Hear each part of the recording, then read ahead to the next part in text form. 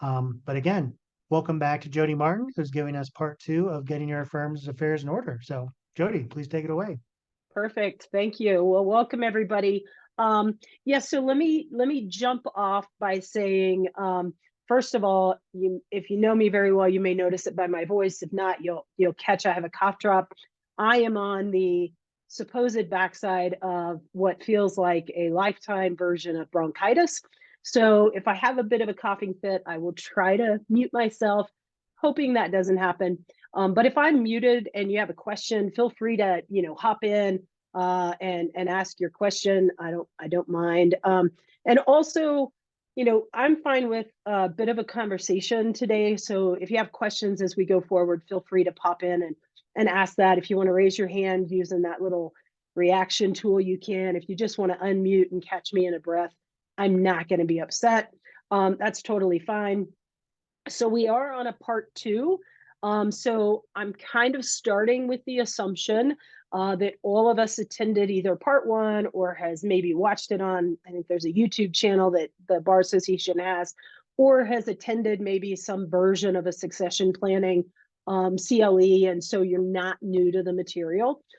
If you are new, it's not as though you can't jump in at part two, but that is where we're starting. So I'm not going to kind of backtrack and go through all of the stuff on why you should be doing this. We're going to start from the presumption that you want to jump in and kind of move forward, and you're trying to figure all that out and kind of assess what it looks like and so forth.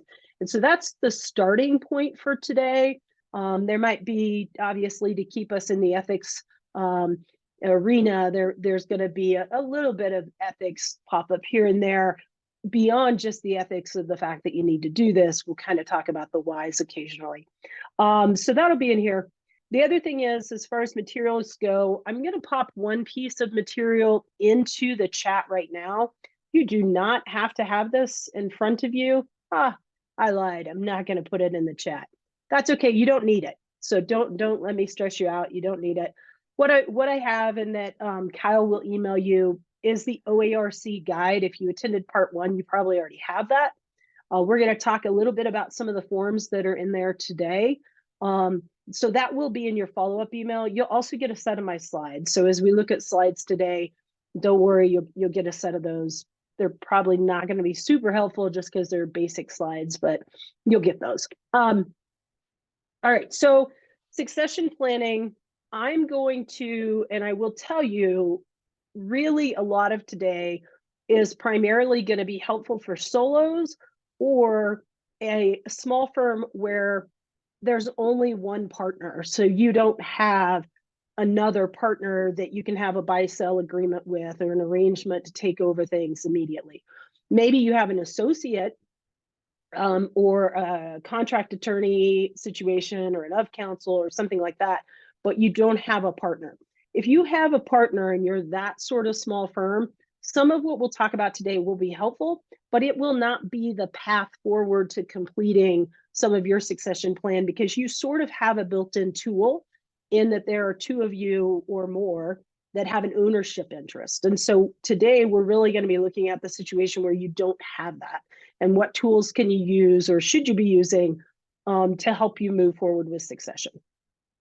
All right, so I'm going to share my screen. Well, I almost left. That wasn't the button I intended. All right, so let me get a share screen up for you.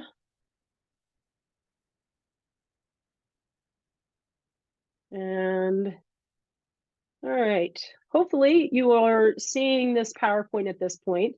I will tell you that while I have this up because of the way my screen sets up, I do not necessarily have the chat box open. So if you do have a question, let's just rely on you, maybe unmuting and commenting. I'm not going to, again, get upset by that. All right, so succession planning for solo attorney, again, that could be a true small firm situation where you have another associate or enough counsel. So I should probably change the title slightly. But the reality is, as we've talked about before, it's crucial to have a plan in place for the future. And so we're going to talk about kind of how you work on that. So the benefits again, this is where we sort of start from that ethics mode, protecting our clients' interest. Again, with clients' interest, we have to remember our ethical obligations, which we'll talk about in a second, but also ensuring that smooth transition, the handover of cases, handover of, client assets and so forth, but also for you and your family, that smooth transition out of your practice in some form, whether you're still alive and wanting to go into a retirement situation, or you're incapacitated, or if you've passed away. One of the benefits of doing this is really that smooth transition, hopefully, and then on some level maintaining your reputation, right? I mean, the end of the day, as lawyers, a lot of times it's our reputation that kind of is forward facing, right? That's sort of what kind of designs our firm, or is the outward part of our firm. And so maintaining that both with clients and fellow bar members is usually a factor that comes in as well. All right, so the ethics reminder. 1.1, that's that duty of competent representation. So in 1.1, remember, if you look at the comments, it actually does say in the comments that there's a responsibility for attorneys that are solo practitioners to prepare for their succession planning and have some stuff. There's a lot of options. We're going to talk about a few of those today. Duty of diligence is also 1.3, also alludes to the requirement to do your succession planning. And then 1.15 is another ethics rule that we talked about last time, because we do have a duty to safeguard our client's property. And so in that regard, as we all know, not only would it be things like original documents and stuff, but technically their file is part of the client's property. And if it's an active case file, or if we have estate planning originals, those are all things that are vital that we have available for clients. As an estate planning and probate practitioner, I get emails all the time from listservs or random people out there saying, hey, I'm looking for my dad's will, that sort of thing. And so succession planning is another way that we're complying with this 1.15. And then your malpractice carrier may have a requirement as well. That requirement could be as simple as requiring you to have a coverage attorney. That's what mine requires. And so I have to identify them every year when I do my renewal. And then there are some carriers, I think, that are getting more and more upfront on this and requiring some succession planning information. Mine has not got to that point, but I do know they ask every year for my coverage attorney. And for me, the coverage attorney identification is my assisting attorney, my backup attorney. So for most people it doesn't have to be. But I do think, again, if you're a true solo, that's a question you're getting asked by at least more and more of the malpractice carriers. All right, so key considerations. So now we're working on that succession plan, right? So what are the key considerations initially? First of all, you got to figure out who this person is, right? It's great that I want to do my planning, but I do think that the first step is figuring out who that person is. Now, if I have an associate or an of counsel, maybe even a contract attorney that I work with routinely, that might be a good field for me to look as a potential successor for my practice. But other than that, you have to look broader into your fellow members of the bar. Now, that could be if you have a specific practice area, sometimes that's a fertile area to look. But I know plenty of people that have done their succession planning and did not stick in their practice area, because as you'll learn as we get into the documents themselves, your agreement does not have to be that that person's taking over your practice. It could be an agreement that they're winding things down and, for lack of a better phrase, farming clients out. And I don't mean that in a harsh way. I mean, they're looking at my files and they're saying, okay, this is a probate litigation file, and Jodi has given me a list of potential attorneys to take those over, or I know of some potentials. And so I reach out to that client and say, hey, Jane, Jodi has passed. We need to get your file. We need to get you over to some new attorneys. And here are a couple of options. The other way that you could set up an agreement is for your assisting attorney to actually be the one that takes over your practice. those are things that you have to think about from the beginning, right? When you're identifying who this person is. I think you also have to think about other factors like where they are in their career, right? So if they're a mentor to you, then they may be an older attorney. Are they close to winding down their practice in a way that doesn't necessarily make sense for you? Another consideration would be, they are in the same practice area. So again, I'll use probate litigation, or if you're a PI firm or a criminal defense attorney or something. But if they are an attorney that you routinely litigate against in some way, then it might not make sense for them to be your potential successor, because they may immediately start the work off with a bunch of conflict files that they're having to shuffle to the side and bring somebody else in to help them. And so I do think it's important to spend time on this first question. There are also some of us out there that we do this work of succession planning as part of our practice. And so I know more and more there are some of us talking about, and I say some, I know myself and another attorney, so I guess that's two, have discussed, taking these on where we are the assisting attorney, almost more of a fiduciary role, meaning we are files. I don't do personal injury, but I agree to be your assisting attorney. And we have a system set up to where I'm just coming in for the purpose of winding things down and farming out those files. I'm not taking over the Smith law firm. I am closing it down. And that's what you have to think through as you talk to your people and see what makes sense for you. A lot of times, probably the majority of these situations, this is a tit for tat situation, right?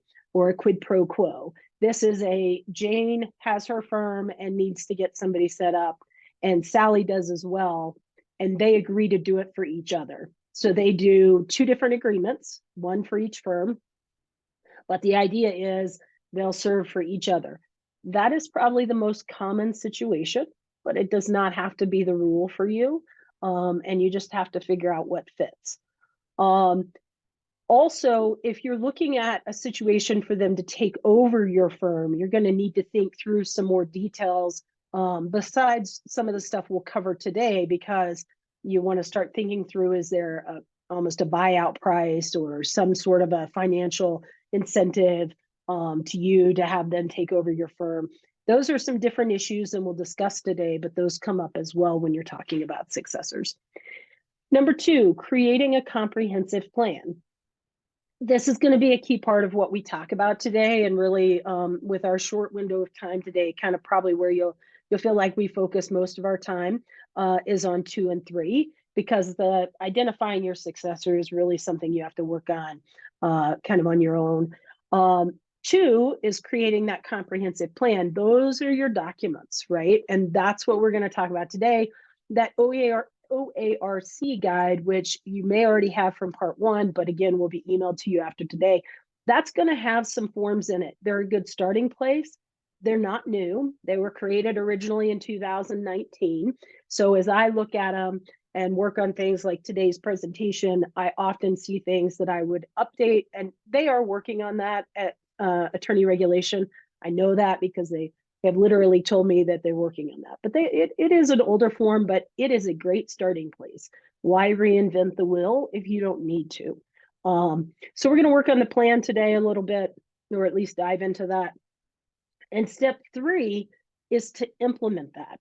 Now, implementation is not as easy as, we met down at the pub, we both signed off, we put it to the side and we toasted and said, hey, we got that off our plate. Let's go on to something more fun.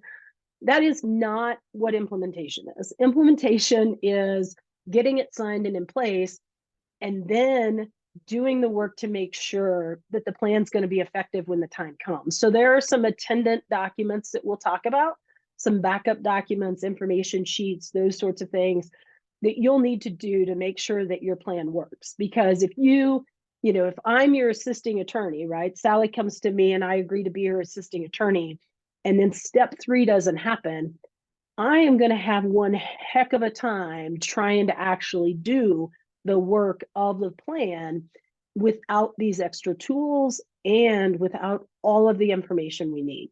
So step 3 is just as important as well. And we're going to jump into some of that as well today. And some of the documents we'll talk about for step 3, you'll also find in those tools that come from the OARC. So that's helpful as well. All right, so those are our 3 steps, or 3 key considerations, we call them. I feel like I skipped a screen. Let me double check. Nope. All right, so creating the plan. All right, so when I say forms, we're talking about that OARC guide, okay? Just so you know, that's when I say forms, that's our base, because at least you have, you know, a first draft of the will to then personalize and make it your own.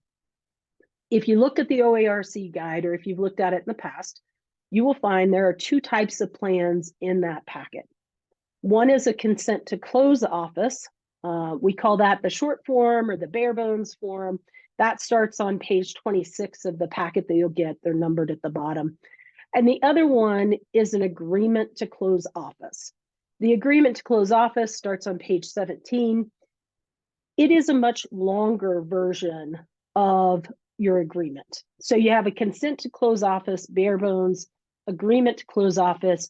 We'll call it the gold standard for our purposes. It is much more in depth.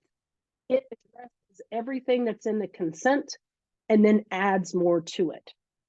So you have to decide, first of all, how detailed you want your agreement to be, how much stuff do you want to cover, but also, you know, how complex you want your agreement to be. You can take the 2 agreements and sort of then create your own, maybe hybrid, if you will. That's absolutely doable. But if you're like, you know, I just need to get something in place right now, I am taking a once in a lifetime, you know, tour around the world, and I just want to know something's there in case something crazy happens. Well, then maybe all you want to do initially is the consent to close office and a few of the attendant documents, get it squared away, take your trip, come back, and then really hash out the rest of it. That's one way to deal with it. But if you have the time and you're jumping into it now, for most people, you probably need to look at the agreement to close office, because it's going to address additional things. So what's the difference? Well, the consent to close office, if you go with that form or that version as your starting point, it's going to mainly address who the parties are. Remember, assisting attorney is the person coming in to take over or help with your firm. You're the planning attorney, if this is your agreement. And then it's also going to identify like a signatory on your bank account. Usually that's your assisting attorney. So it's going to identify the people. Then it's going to list the duties for that assisting attorney. It's sort of again, it's a short form, it's a list, but it's going to identify at least what you intend for them to come in and do. And it's also going to include, at least in the draft or the form that's in the packet, it's going to include a pretty basic indemnification, basically saying your assisting attorney is indemnified from certain things. But that's it. That's your consent to close. That's really all it does. You do need to have some attendant documents with it to make sure that other things are being taken care of. But that's the bare bones, right? If you jump into the agreement to close, the longer form or the gold standard, you're adding, so you're taking the things I just talked about that are in the short form, and you're adding to them language about determining your capacity. So you're empowering the assisting attorney to determine if you're incapacitated, or at least addressing how that will be determined. You're going to provide language in the long form about whether the assisting attorney is to provide legal services to your client. So you can say in your agreement to close that you intend for the assisting attorney to take over the practice and provide legal services to those clients where there's not a conflict. Basically, there's a couple paragraphs, but that's essentially what it says. Or you can choose the language that says they will not provide legal services to the client, that the intent is for them to basically farm the cases out. And the language is better than that, but that's essentially what it says.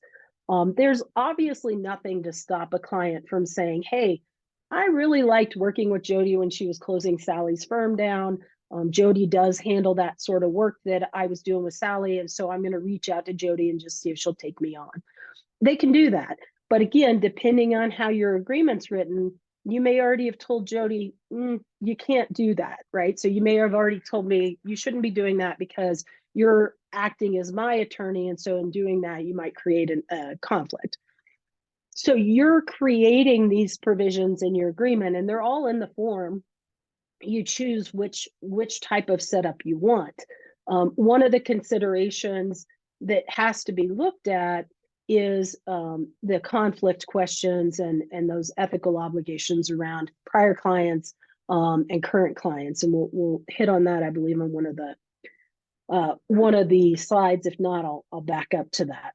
But so the long form adds language about who they represent. It also names alternates. So, maybe I do my succession plan and I use the consent to close and I name Sally.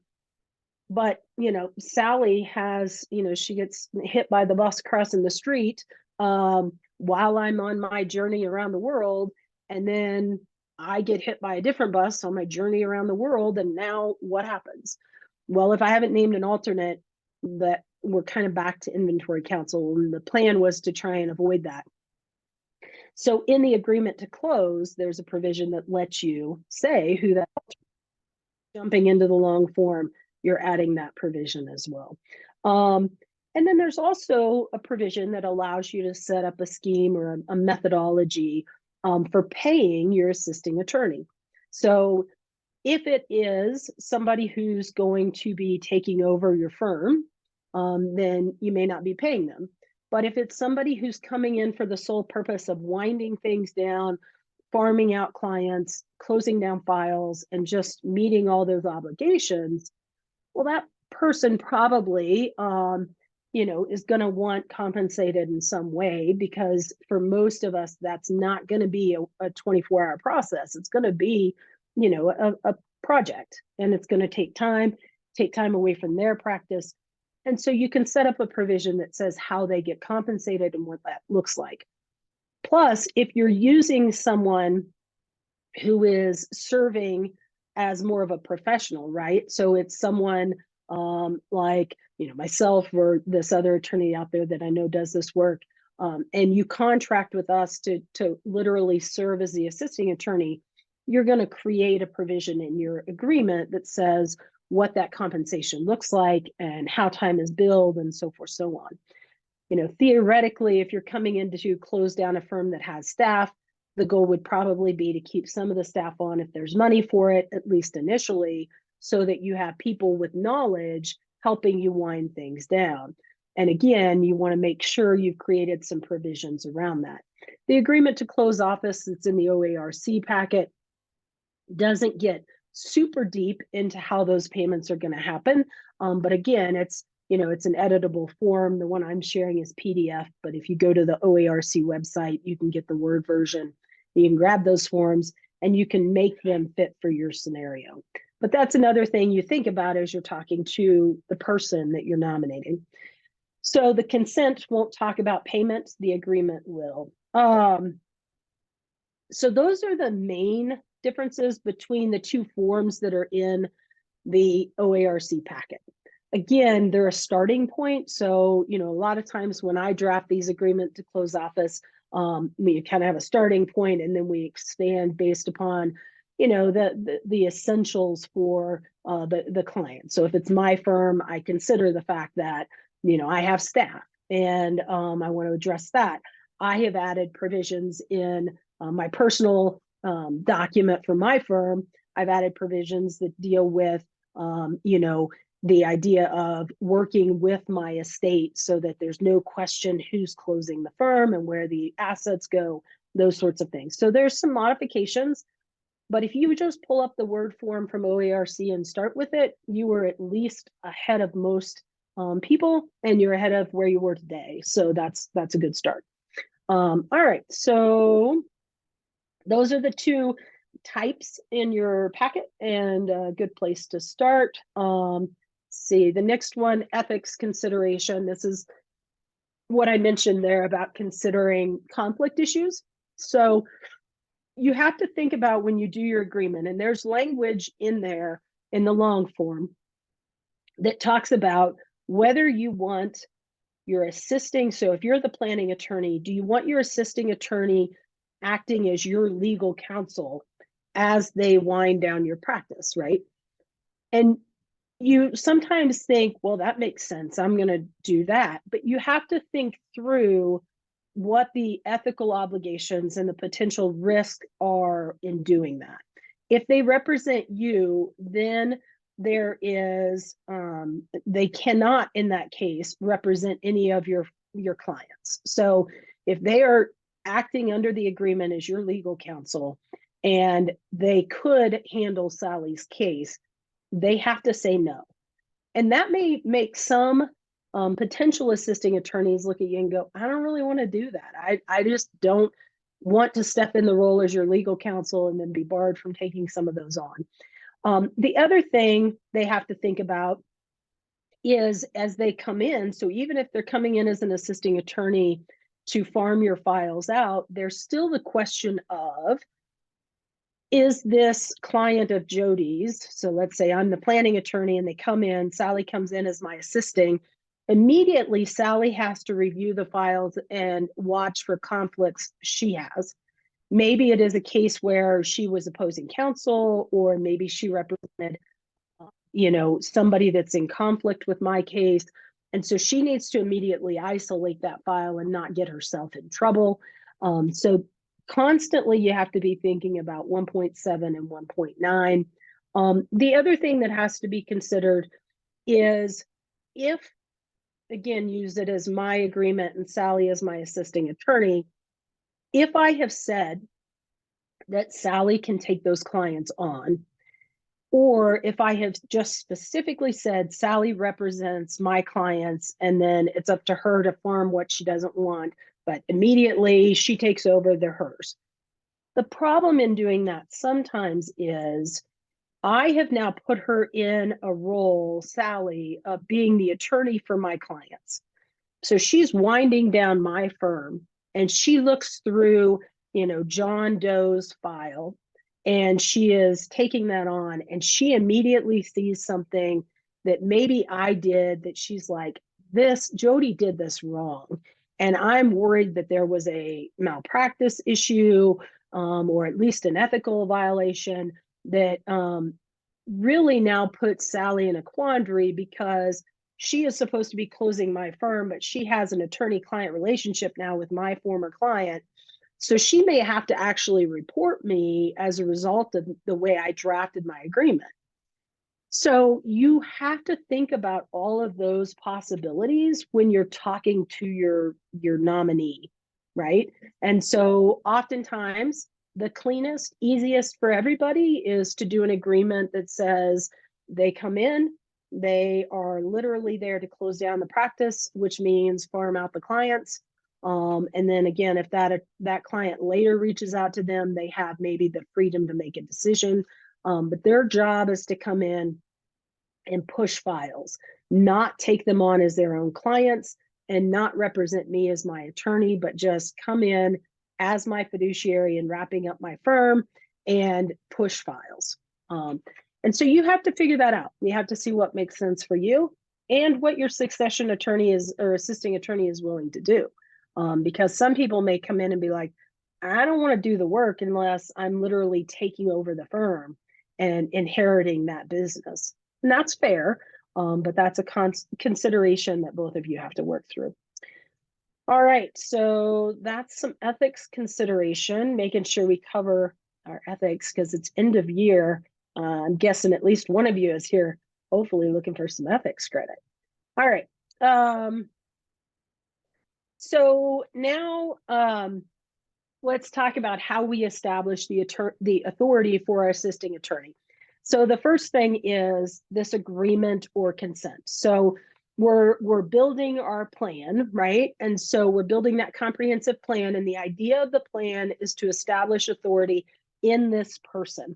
And we'll just keep picking on Sally as the person because then I don't get confused. So the first thing we're going to do to establish Sally's authority as an assisting attorney is we're going to do that agreement or the short form consent or some version that makes sense for us that's sort of a modified agreement. That's the first step. But that's not the end of the paperwork. As part of doing your plan, you also need to do some additional documents. So a limited power of attorney. This is a financial power of attorney, basically. And it's limited because, Sally doesn't need access to my personal bank account. And Sally doesn't need access to my personal insurance or any of my other personal taxes, those sorts of things. But Sally does need access to my business accounts, my COLTAF, my operating. And just as another kind of ethical reminder, remember that Sally has to be a Colorado attorney, because the only person that can touch a Colorado COLTAF account, which is a little redundant, a COLTAF account, is a Colorado practicing or a Colorado licensed attorney. So she doesn't have to be practicing, but if she's a licensed, actively licensed attorney in Colorado, she can handle my COLTAF account, so she can serve as an assisting attorney. But if she's licensed only in Kansas, she can't help me. So limited POA is a method to give them access to our bank accounts and other things related to the firm. So the limited POA could potentially give them access to records with your CPA, your bookkeeper. The idea being it's limited to the, so my firm name is Super Creative, Martin Law Office, LLC. So I would want a limited POA to certain financial business sort of information for Martin Law Office, LLC. And I would sign it in that context. Letter of understanding. I put that in parentheses because you may or may not want that. What that is, a letter of understanding is with a completely different third party. And it's a letter you do with them that says basically, here is my limited power of attorney. I don't really want Sally to have it right now, but she needs it if something happens to me. And so here, Jane Doe is my limited power of attorney. And here is a letter of understanding. Your job that you're agreeing to is that if I become incapacitated, you will get that power of attorney to Sally Smith so that Sally can step in and do what I need her to do. That's sometimes used if you just want a layer of kind of protection between you and Sally, but that's something you have to decide. Some people use it, many people do not. Obviously, you're really wanting to set this up with an assisting attorney that you trust, but you just may not want to give them the keys to the kingdom at the beginning. And that's fair. And so there's a letter of understanding.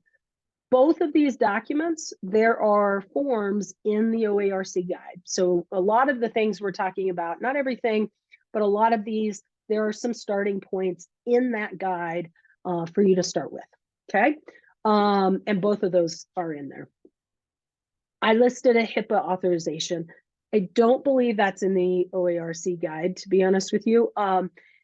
What this is it's a release for medical information. Again, you want to limit it. And so I might limit it to capacity information only.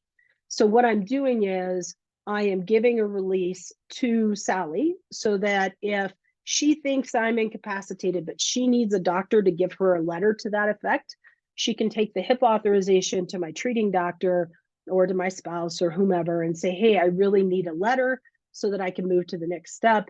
And this is the release that helps them get that. Otherwise, they're going to hit that medical protection confidentiality wall. And there's ways around it or over it, but it's going to take more time. So a basic release that is limited to capacity is going to be helpful, not mandatory. Authorized signer. This is a form you have to do with your bank. I feel like there's maybe a letter or something in the packet from OARC. I can't remember. I didn't double check that. But really, you got to go to your bank because they all have their own version. And depending on who your bank is, you definitely want to talk to them. So theoretically, the limited power of attorney is designed to sort of get rid of the need for an authorized signer. The problem becomes is sometimes banks just are not the easiest to work with. Again, I won't pick on any specific banks, but anybody that's dealt with estate work has probably run into problems with powers of attorney. And so if you really want to square things away with your bank, then you talk to your bank about putting your assisting attorney on as an authorized signer on your COLTAF and operating account. Now, generally, depending on the bank, these are not triggered by capacity. So they are access that could happen immediately. But again, if you set it up, you kind of need to make sure it's somebody you trust if you're setting that up, but work with your bank on what that looks like. And remember that the limited power of attorney, those powers die with me. So if I'm incapacitated, they can use that to get what they need, right, to do their job. But if I was hit by the bus and completely taken out and I passed away, that power died with me. And so they have to get their powers elsewhere.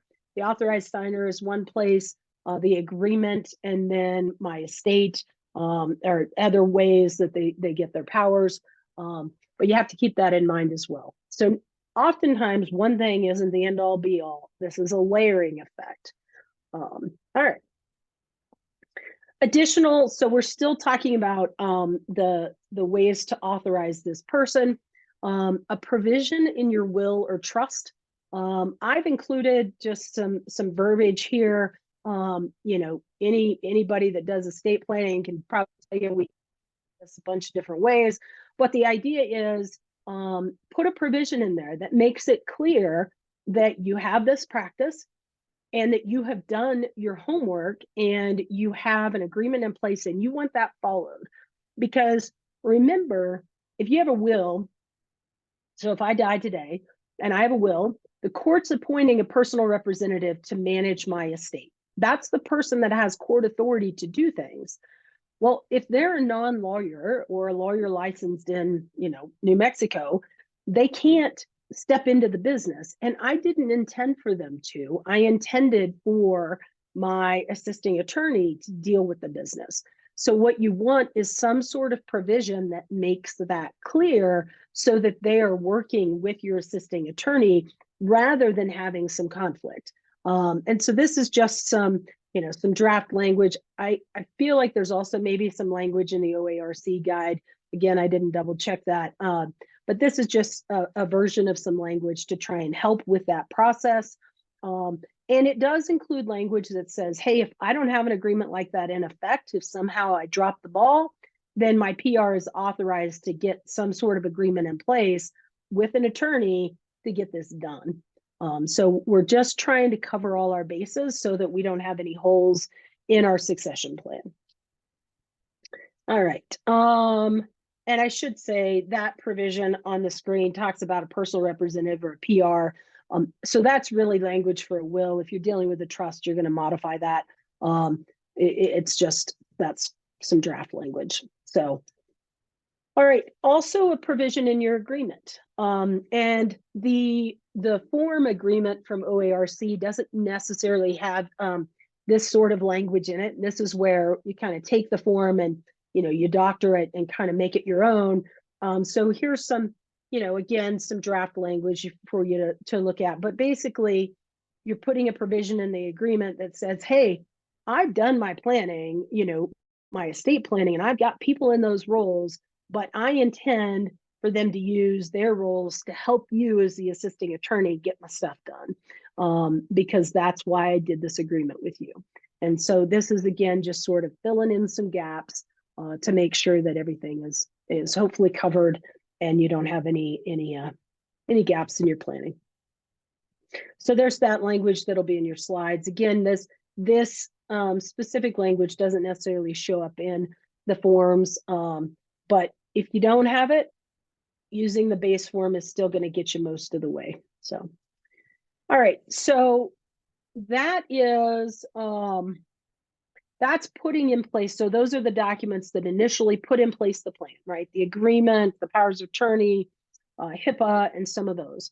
You're not done. So we've got that set up, and now we need to really implement it.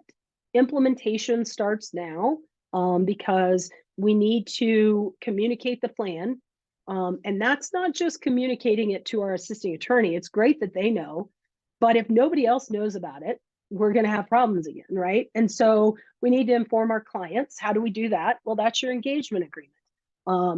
My engagement agreement has a provision in it that says, in the case of my death, while your file's open, I have a plan in place. And then it talks about, that somebody will take over the file for purposes of, pushing it out or whatever the case may be in your situation. But the idea being you want to put that in there. You also want to talk to your staff on some level because they need to know who the person is. You also need to address ethical obligations and professional obligations, and then regularly review this plan. That's going to be key. So here are some of the implementation tools. Some of these are also forms that OARC has given you, but you need a list of contacts, and these are important contacts for your firm. You need a firm information sheet. That's going to do everything from digital asset information, passwords potentially, just where to find things, how to access your safe, all sorts of stuff like that. Who's your insurance company? That's in your contacts. All of that needs to be in these two forms. There's one long version from OARC. My firm, I have different forms for these purposes. They're more trying to catch kind of more up-to-date stuff like digital assets and such. You need an office manual. That could be a pretty basic one. It could be pretty complex. But, if I walk into your firm, do I know, where your files are stored, who your software is, and how to deal with who your bank is, but just day-to-day stuff on how to close a file. A notification list. This is who do they need to notify immediately that something's going on with you. Client list and file contents. Depends how you run your clients and your files. You may have practice management software. You may not. You may be, old school, like a spreadsheet or a Word doc that you track. They need to know that's up to date and how to deal with it and what to do with it. Some other things, and these last four that you see on this list, like motions to continue, withdrawal, substitution forms, some form letters notifying people, even receipt forms. Those four there's some proposed forms in the packet. I also don't necessarily see those as critical to getting this in place. I think some of those change over time. And so, if you have some forms for them to use, great. But if you don't, and you have everything else in place, they can create some of those forms, right? Those are not end of the world kind of forms. Continued implementation, update that engagement agreement. You need to address file preservation and destruction. If you don't, these people could be walking in as your assisting attorney to a storage unit full of files, and that's not really what most people want to help with. But if your files have your engagement agreement, has a really strong preservation destruction clause, then they're going to be able to hopefully start getting out files and getting them destroyed that have closed and that sort of thing, and really help wrap up your business without storing a bunch of stuff for another 10 years. Also, as I mentioned, update your agreement as to what happens in the event of your death. Additionally, insurance. Get some disability insurance for yourself, short, long-term. Get some life insurance. I mentioned last time, I think, that like one of the things I did when I set up my planning was to add, I have staff, and so we added life insurance for everybody in the office as a benefit. And I took my personal policy and made my firm the beneficiary, because that is set up that way. So there's some money that comes in to help, deal with my final expenses, and they're not strapped to pay staff or get things wound down, pay my assisting attorney. There's lots of different ways you can do it, but use insurance to your advantage. Keep your files and billing up to date, financial ledgers up to date, tracking system for client property, ethical rules require it. If you're holding stuff for clients, you got to have a system to track that. Access to your digital assets. Do you have two-factor authentication turned on? If I don't have access to your phone, how do I get into that account if you've turned on two-factor authentication? So you have to think through that. A lot of things require two-factor anymore. So, think about how many times during the day you look at your phone to get into that thing. So you need to make sure they have access to your phone. This is actually an AI image. I said, give me a picture of an attorney that is just worn down and just like, oh man, that's how most solos feel, I think, at the end of most days. So when I say to you, you got to do your own planning, I get it. I mean, I know we're at the end of the day, we're doing back office stuff, we're running a firm, we're lawyering, we're probably, loved ones, parents, spouses, whatever, maybe just, have a hobby. And we feel like this many days, but doing your planning, hopefully, is going to make you feel all bright-eyed and bushy-tailed. This was what AI told me was a picture of bright-eyed and bushy-tailed. I'm not, it seems younger, but okay. At the end of the day, it's possible, I promise. It's doable, and I'm happy to answer questions both today and moving forward if you're trying to work on your agreements. And there's my contact info. So yeah, I'm gonna click stop share just so I can see the chat.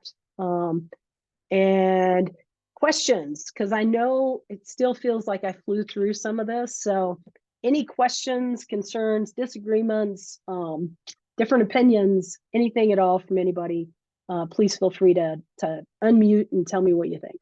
So, all right, well, anybody? Yeah. Hey, Jodi, Scott? thanks for taking the time to think about all this stuff and get smart and share it with us. I don't have any questions right now, but I suspect I'll be calling you with one or two. Feel free. Yeah. So, and you probably, I'm the bad student who didn't do their homework and attend session number 1 or Oh, that's view right. it, and you may have covered this then, but before right now, like you, I've had to report who's going to handle the stuff if I am unable to my insurance carrier, but that's it. There's nothing else in place. What happens for someone like me if I don't have these documents in place, and Fenton is stuck with figuring out what to do here? Yeah, that's a good question. So the short answer is OARC has an attorney that is their role is what we call inventory counsel. And so the current inventory counsel is Jay Fernandez. He's a super great guy. I never mean to disparage him or the role in any way. But what happens is, if I get hit by that bus and I don't have my planning in place, something is or someone is going to trigger OARC to say, hey, we need to wind down Jodi's practice. Either she has clients that are left in the wind or she has money locked up in her COLTAF.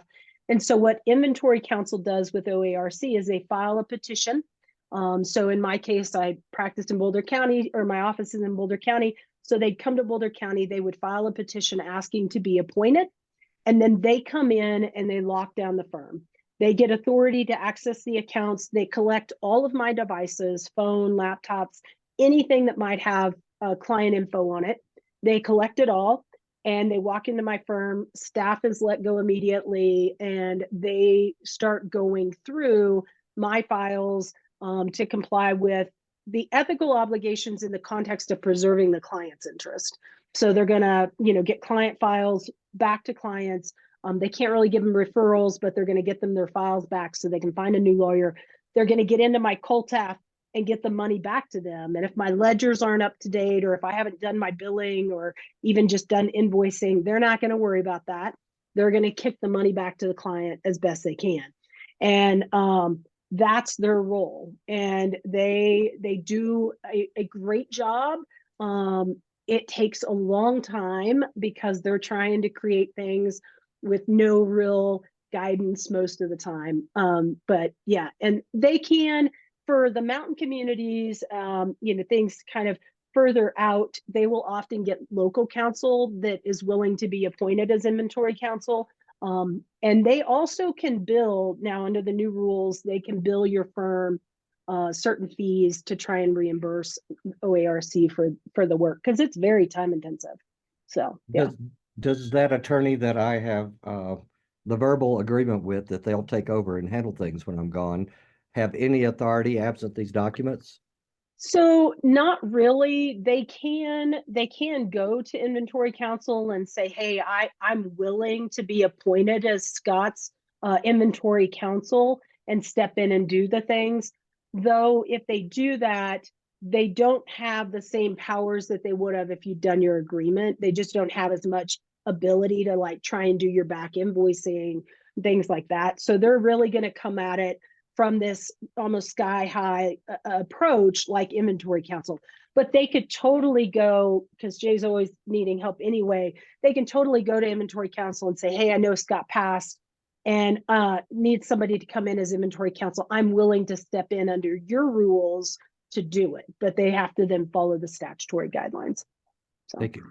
yeah, good questions. And yeah, anybody that wasn't able to attend the first part, totally get it, no judgment. And if you have questions like that, feel free. I wanted to leave enough time to catch any of those I could. Looks like Kevin had something in the chat. Do you think the rules for emergency legal representation, like in the ABA model rules, allow for an out-of-state attorney to begin the wind-up process? My firm has multiple owners, but we're licensed in different states. So that's a really good question, Kevin. I think that, yes, it does allow them to do some parts of it. I think the key would be accessing the COLTAF funds, which are the client property. So I do think that under the emergency rules, they could come in, like, especially, I don't know your practice, but for instance, if you had a litigation practice and you have, hearings and date sets and so forth, they could absolutely come in and be doing that sort of stuff. It would really be probably the financial things that they would start hitting some walls. And at some point, inventory counsel might say, hey, we need to get you appointed to help us get some things wrapped up. That's what I would anticipate would be the approach. Again, inventory counsel at OARC wants to try and work with anybody that knows about the firm if it's a possibility. The one thing would be the COLTAF rules, and that's just our COLTAF rules that they would hit. So yeah. Other questions or comments? Yeah. Hey, Kurt. Hey, Jody. Yes, I want to just thank you for doing not only this one, but the last one. This is so valuable. I mean, I should know all of these things as an estate planning attorney, but I learn something from you every time. Thank you.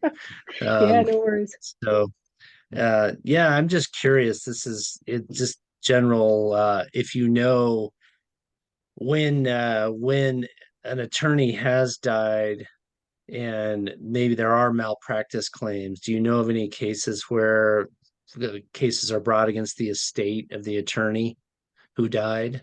Yeah, that's a good question. So I have not actually searched to see if there are any specific cases where they've done that. But I do think it is definitely a possibility. And I do know that the inventory counsel, so they do their annual reporting. And when I was reviewing the 22 annual report that came out not long ago, they actually recovered, and I'm not going to be precise, but I'm going to tell you it was around $100,000 from an estate or more. I think, kind of understanding what they may have been dealing with, I have a feeling it was from one estate, but you can't tell that from the report.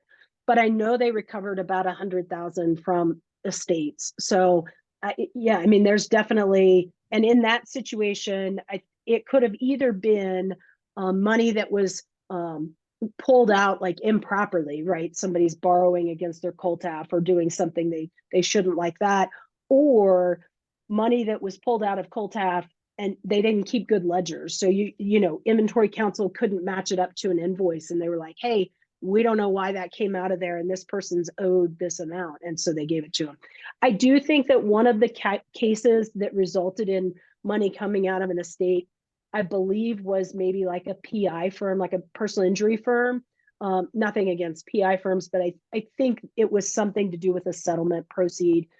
That may have been why it was higher this year, but yeah. So they absolutely can go against the estate for money. So yeah. Thank you. And yeah, totally. And I will say, just because I know this, to anybody on here, if you're wanting to talk about insurance and trying to set up some insurance for you that might help you with this, Kurt is a good contact for that. I know nothing about insurance other than what I end up buying for myself. But Kurt is always a good contact for insurance. I know he's kind of a guru there as well. So yeah. Thank you. Yeah. Yeah, totally. All right, yeah. So we're almost out of time, but any other questions or concerns? I know if any of you, I will just kind of fill the space unless somebody pops in. I know that if any of you were looking for information on what to do when you have partners, we didn't get into that much today. I'm happy to talk to anybody about that, but one of the first things to start with is looking at like a buy-sell agreement. The idea being, I want some, some value for my part of this partnership. And so I have let's say there's 2 partners in my firm. So we work up our buy-sell agreement so that there's some value to come to my estate and, so that my partner just takes over the entirety of the firm. You can fund that with life insurance. That is an easy way to fund it so that your partner isn't trying to come up with the cash. But a buy-sell agreement is a good start for a small firm with multiple partners. There are a lot of other options out there. Feel free to reach out. And so unless there's other questions, Kyle has the materials and he will get those emailed out to you. If you have any questions, you're working on your plan, you just want to bounce an idea off of me, or you want to talk to somebody about doing your plan for you, you are always welcome to reach out to me. You can email me. My email will be on the slides. I'm pretty easy to find, but you're also welcome to call me. I've had a few people call over the years or over the last year since part 1 with just some random questions. Sometimes you don't want to ask on here, or you just come up with them later. Just give me a holler. Or if you're talking to your assisting attorney and you are like, wait, we can't figure out how to do this part of it, just give me a call. I think it's is that we all have this. As a solo practitioner, I get it. I understand the struggles. And I'm happy to help any way I can so that you can get it squared away. Also, Jay would poke me to say this. So Jay Fernandez, Inventory Counsel at OARC, he loves answering your questions. He's not going to get upset with you. He's not going to think it's a dumb question. If you have a question, call Jay. He will absolutely talk you through it. He's happy to do that, and he will be responsive. So with that, I think we're done. Thank you all for spending your lunchtime with us, and good luck.